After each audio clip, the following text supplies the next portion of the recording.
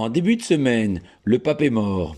Et impossible pour le juif que je suis de m'empêcher d'imaginer que la manière dont le pape est habillé s'inspire, ressemble, se rapproche des vêtements que portaient les Kohanim et le Kohen Gadol, les prêtres et le grand prêtre au temple de Jérusalem.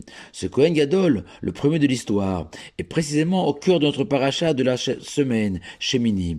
En effet, Aaron, puisque c'est de lui qu'il s'agit, s'apprête au début de notre sidra à vivre l'un des plus beaux jours de sa vie, puisque ce premier Nissan, Aaron va être intronisé en tant que Kohen Gadol par son frère Moshe, notre maître, en présence de tous les enfants d'Israël, massés devant le Mishkan, le tabernacle, le temple du désert. Et même l'Éternel, en personne, va s'associer à cette cérémonie en apparaissant dans toute sa grandeur au peuple d'Israël. Sauf qu'à ce moment, extatique pour Aaron, voilà qu'à la suite, d'un geste inconsidéré de leur part, ces deux fils aînés, Nadav et Avihu, vont être foudroyés par un feu divin descendu du ciel. Et à la place de Aaron, n'importe quel homme sur terre, les premiers instants de stupéfaction passés, se seraient effondrés en larmes devant la mort brutale de ces deux fils.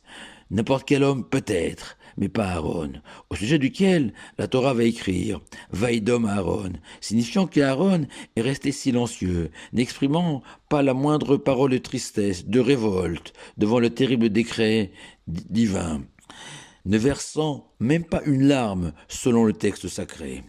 Pour être honnête, selon Nachmanide, le Ramban, Aaron s'était mis à sangloter devant son malheur, mais que très vite, Aaron a su contenir sa peine par respect de la décision prise, par le Saint soit-il, contre ses deux fils aînés.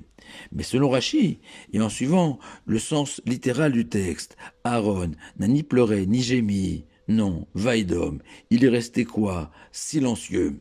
Plus incroyable encore, les sages font remarquer que la Torah n'écrit pas Vaishtok Aaron.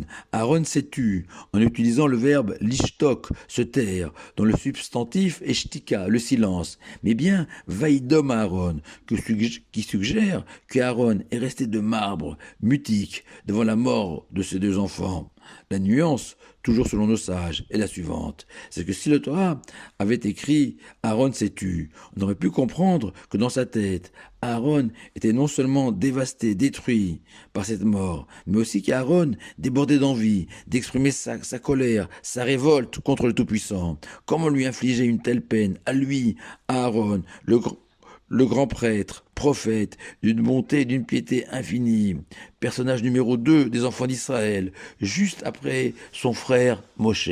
Non, la Torah écrit Vaïdom Aaron, pour nous indiquer que Aaron est resté de marbre, traduisant l'idée incroyable que Aaron était habité d'une telle confiance à l'égard de l'Éternel et de sa bonté de tous les instants, même s'il ne l'a évidemment pas compris, pourquoi ces deux fils ont mérité de mourir en une fraction de seconde en ce jour sacré. Mais Aaron a immédiatement accepté le jugement divin.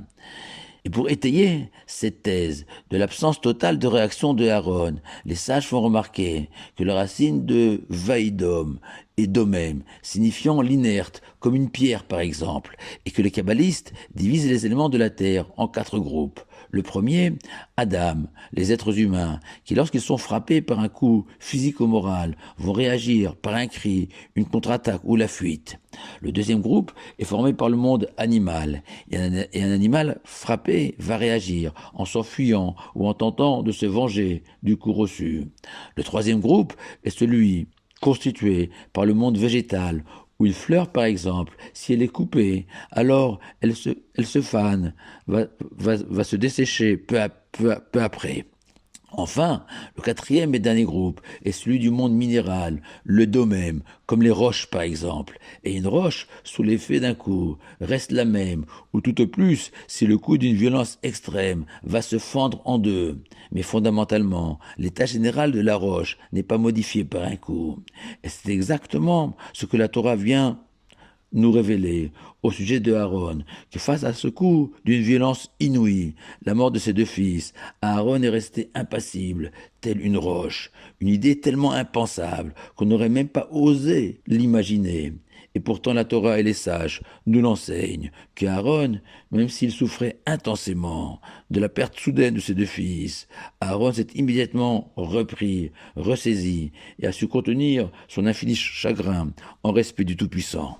Dans cet esprit, dans la biographie du Rav Freikin, à la tête de la Yeshiva d'Aix-les-Bains, pendant près de 50 ans après la guerre, il est raconté que Rav Freikin, qui lui-même avait miraculeusement traversé toute cette période comme prisonnier de guerre français en Allemagne, après plusieurs mois de recherche, a fini par apprendre en décembre 1945 que sa mère, ses 8 frères et sœurs et toute sa famille, restés eux en Lituanie, avaient été tous massacrés par les nazis.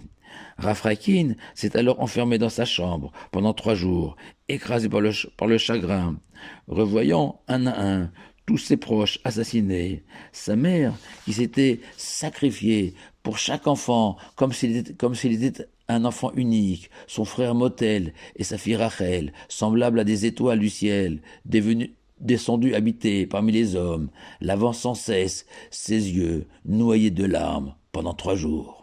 Mais au bout de 3 jours, Rav Freikin s'est relevé, a écrit à sa fiancée qu'on ne peut pas se laisser abattre et qu'on est obligé de continuer à servir Dieu et la Torah.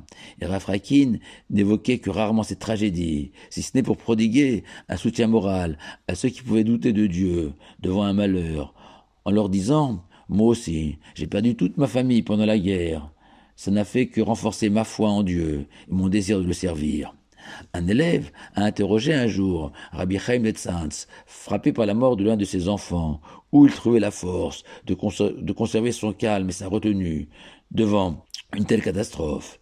Et ce sage galicien du XIXe siècle, dont un quartier porte son nom à Natania en Israël, a répondu: quand un homme reçoit une violente claque dans le dos, il se retourne pour voir qui lui a donné cette claque.